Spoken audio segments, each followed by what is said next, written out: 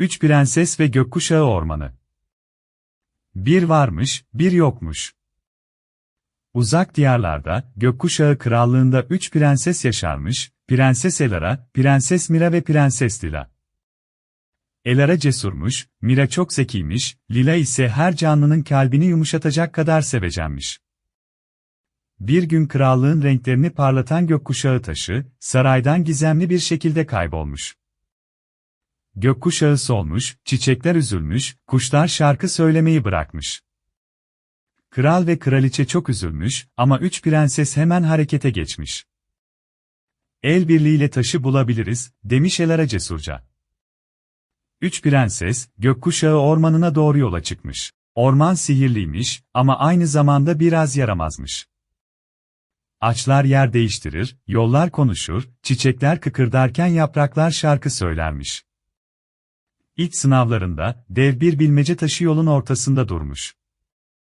Taş demiş ki, bir şeyi paylaşınca azalmaz, aksine çoğalır. Nedir o? Prenses Mira hemen cevabı bulmuş, sevgi. Taş yol vermiş. İkinci sınavda, ağlayan bir baykuşla karşılaşmışlar. Prenses Lila baykuşu kucaklamış, neden ağladığını sormuş. Meğer kanadı incinmiş. Lila onu sarıp sarmalamış, baykuş minnetle başını eğmiş ve yolun geri kalanını göstermiş. Son sınav, dev bir gölgeymiş. Kimse onu geçememiş. Prenses Elara cesurca ileri çıkıp, biz karanlıktan korkmuyoruz, çünkü kalbimizde ışık var, demiş. Gölge dağılıvermiş.